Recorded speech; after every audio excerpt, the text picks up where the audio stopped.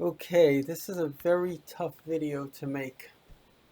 I'm really basing myself, big doctor and researcher told me the top 10 things people are looking for on internet searches. And one of them is finding and improving a relationship. So let me start with improving a relationship. That might be a little bit easier than finding a relationship. Can't say I've been that successful myself. So improving a relationship is obviously it's a male female relationship, and that is what God wants of us. He wants us to get married. So I have 5 things I want to say about it. The first thing is, um, you know I recommend, and I'll put in a link to my book Kabbalah Love. It's all about a course for relationships. It's helped a lot of people. First thing is we have to address what's going on in our society today. So it used to be quite clear. I mean, people had far better lasting relationships, and somehow it's all fallen to pieces. Why is it the generation which is all about freedom and officially about love, it has none of it? Because actually none of it is about freedom or love. It's actually about sexual perversion. And so sex can be a wonderful thing for enhancing a relationship. I have a booklet called Kabbalah Marital Intimacy, which is the only time people should have it. But if people just think that they're going to live like rabbits and have relationships, and I'll say this clearly to women, and I say it clearly in my book, never sleep with a guy. I say, never give your body until he gives his soul. Unless a person respects you, women think, and this is based on Kabbalah as well as John Gray, one of the greatest researchers into marriage. Basically, it's a deal making. I'm going to give you this, you're going to give me that. But actually, that's not the way men work, at least most men. Men work in a different way. It's called reaction. And it's very complex. I go through it in the book. It's not easy, but basically, love is a reaction. I love you, and therefore I will give to you. Not you gave to me, I will give. If somebody gives to me, I won't, that doesn't motivate me to give back to them. If somebody loves me, it motivates me to love them. In fact, the Hebrew word ahava comes from the word have, to give. Now, there was a famous book written called He's Just Not Into You. Some people, whatever, you resonate with some people, you don't resonate with other people. And there are a lot of complex psychological things, and who knows the reasons why. You can't take it personal. Some people are going to resonate with you. It's going to remind them of their mother. Who knows? Some people won't. So, and everything ultimately comes from God. And so you don't want to be in, actually, you don't want to be in, the 7 billion people. I don't know, let's call that 3.5 billion males. Well, you don't want to be in a relationship with 3.4999999 billion males. There's only one that you want to be in a relationship with. And the same thing is with guys. The society that we have is completely reprehensible. It is a form of rape to sleep with a woman and not to marry her. It's very interesting in the Bible. If a man seduces a woman, he's obligated to marry her. You can't just sleep with someone and walk away. In fact, if he rapes her and she wants the marriage, maybe in an olden day mindset, you're obligated, you're never allowed to divorce her. So the point of the matter is that if a person, now I want to clarify that again, that doesn't say you have to marry her, it doesn't say that she has to get married, it just says that if she wants the marriage, the person is obligated to the marriage. So in other words, there's a responsibility that if you sleep with a woman, you have to marry her, because otherwise what you're really doing is she's thinking, I'm going to get married, I'm going to get kids. She's deal making. I'm not going to go into all the 6 statistics of how many guys women have to sleep with, etc., the relationships, the heartbreaks, in order just to get married, and even then it's a 50% chance of divorce. But it's a very, very, very sad, sick, liberal society that we are living in, which primarily has destroyed women. I mean, men also need relationships. All the indicators of happiness and health come from relationships. So relationships are very important. Let's focus now on a couple of positive things. 5 things you have to do to improve and get a relationship. So the first thing you have to do is take it as the most serious business that you'll ever have. I remember when I got married, a great rabbi came to me. He said, treat your wife as your best client. Your best client, you'd be polite to, you'd hold the door, you'd say please, you'd say thank you. You wouldn't screw around with them. Treat your wife the same way. Relationships, both from men to women and women to men. Part of the problem with the modern society, which has broken down kind of the mystique of the male-female dynamic. You're going to school with girls. Before, men and women were separate, so there was a certain mystique. There was a respect that we had for each other. That respect has broken down, and a relationship, first and foremost, is built on respect. If you don't respect the person, you don't have a relationship.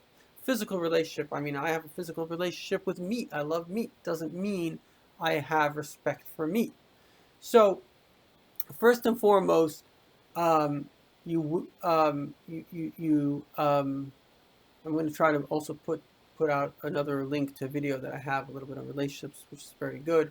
But the bottom line is that you have to have respect, and it really helps to have the mystical perspective, which is that really we're one soul. The male and the female are two halves of the same soul. Very important. There's one soul. When Adam was made, he was actually both a male and a female. Okay, God spoke to Adam, but he separated him. Actually, Eve was, they say it was back to back, a female behind him. And he separated them at the rib, like Siamese twins. And so therefore, he said, this is a bone from my bone, flesh. So you have to understand that this person is not another stranger off the street. This person is the other half of your soul. And when you do that, the self-respect and the self-love that you have for yourself, you're not using the person, you're respecting the person, you're elevating the person. Another thing that's really important in relationships is to understand that you have to have a complementary understanding. In other words, there are certain things that men are better than women. Men are better at focusing, if you want to call it hunter-gatherers. We're better at hunting. It's just that simple. We're braver very often. Women are better at nurturing. Obviously, they can have children, which we cannot have. So for a healthy relationship, we have to respect. Men will never be as good nurturers as women. Even in rats, they're better nurturers. It's just the way God made them. Their brains can hear more emotions, they're more sensitive. Women are necessary for the understanding and the nurturing of children. Without, if men were to bring up children, the world would be chaos. But at the flip side, as all studies are showing, children need fathers because fathers give them a sense of safety, a sense of security, a sense of role models. We complement each other. Very important to understand what a woman can do, you cannot do, and what a man can do, you cannot do. I think maybe women understand this a little better than men. I think we're a bit, as they say in Africa, dwarf, but it's a fact, and we have to respect that fact. Another thing that's very important to understand is the dynamic of a relationship, and this is a critical thing to understand. The dynamic of a relationship is that whenever there is a relationship which has what's called in Jewish mysticism a giver-receiver, but use a kind of a boss and employee. We've all been students in school, student and teacher. And the male-female dynamic works like this, parent-child. One person is in a position of power, and the other person is more sensitive. So whether it's the mother to the child, so the mother has the power and the child's more sensitive, or the male-female dynamic, the male, now most of us don't think about this, but the female does sense this. The male has the power position. And whenever you have a power position, the other person is more sensitive. Therefore, it's the job of the male to give joy to the female. In fact, it's very interesting. There's a law in the Bible that the first year of marriage is called v'simach es ishto. You have to make your wife happy. And this is a brilliant, absolutely brilliant psychological fact. Women marry more on hope. Men marry based on what they experience, what they see. Obviously, you shouldn't have intimate relations, but you can see somebody that looks good, she seems sweet, whatever. The thing is that if that hope doesn't play out, the woman feels like she got a bum deal.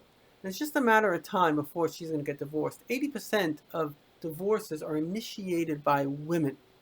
So it's the job of the man to basically bring joy to his wife. In fact, if you're a parent, it's your job to bring joy to your children, because it's like, imagine yourself an employee. So what could be nicer than your boss coming, hey, how are you? What's going on? It'll make you feel so good. It elevates you. And you love the relationship. Remember, everything is actually reactions. It's not that we're dealing, we're trading. Trading is actually a mechanism of safety. I'm not going to go into psychological reasons why we come up with it, but it's just really a safety mechanism. In actual fact, we're reacting to each other. And so if you come in the relationship with joy, then she'll feel the joy. And if she feels the joy, she'll feel happy. You'll be the one that makes her happy. And that's why intimacy is really, really important, because intimacy creates joy, and that you become the factor of the joy. And that's why I suggest you read Kabbalah on marital intimacy. And last but not least, and again, this is for kind of finding relationships and improving relationships. It's very important to understand relationships, like the Baal Shem Tov said, are like a dance. In the olden days, they had these dances of people coming in and out of the circle. You can't always be together. Part of the problem of today's society is men don't have places to be men. In the olden days, you went to the pub or, I don't know, country club, and the women hung out with the women. So the time together was very special. It was like magical. But now you're together all the time. You're already sick of the person. You want someone else. So it's a big issue. I'm not sure what the solution to the issue is. However, one thing I will say, and I happen to be a marriage mediator, and it's very important to understand, you can never take two people. It's like taking two horses, hitching them up together and say, be happy. What's the chances that those two horses are going to be happy? They're never going to be happy. This horse wants this way, that horse. You're going to be tug of war. Mature people, and I'll try to put a link on it, you have to have once a week, a meeting. And the meeting is, okay, where are we going? What is the direction we wish to go? And there are books on this, and I have it in my worksheet, which is, you have to first of all have a basic fundamental, obviously a Jew should marry a Jew, a Gentile, and ideally from their own religions, because your value system has to match up. If your value system, if your souls are not matching up, the statistics are not good. So you have to have a plan. What is the value system of our family? And every single plan has to be agreed upon. As the Rebbe says, you have to, and I'll try to put a link to this as well, you have to be able to kind of give in. You have to say, okay, I'll give him 50%, and the other person will give him 50%. Together we'll have happiness. If you're not willing to give in 50%, if you're one horse and you say, I have to get my way, it's just a matter of time before you want to kill each other. But if you are willing to give in, say, okay, one time you take and another time you take. I saw this video of basically Siamese twins, Siamese twins. And so it was two girls, like actually two heads, and they had two arms, and they both could use the arms. And the question is, okay, so who's going to brush whose teeth, right? So the mother said that what they basically do is they just compromise with each other. Okay, you do it now, I do it now, kind of thing. So in other words, there's a real sense of compromise, because the only way you're going to go together, it's so beautiful when two people are living life together. And this is the key. And I want to give you my blessing. My blessing is, this whole world was made for unity. God is one. He sort of split himself into the male-female dynamic in order that something greater than one. What is greater than one? The best bachelor in the world, God is the perfect bachelor. But even greater than a bachelor is love, is unity. And every sacrifice to create that unity is worth it.